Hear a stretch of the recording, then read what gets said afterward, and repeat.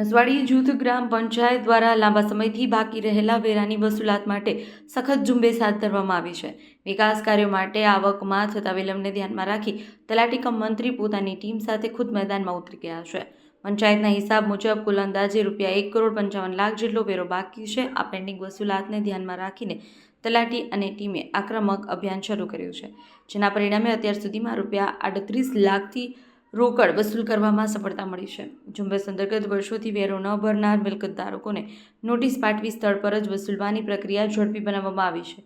ગામના અલગ અલગ વિસ્તારોમાં ઘરે ઘરે તેમજ વેપારી એકમો સુધી પહોંચી પંચાયત ટીમ સમજાવટ સાથે કડક કાર્યવાહી પણ કરી રહી છે।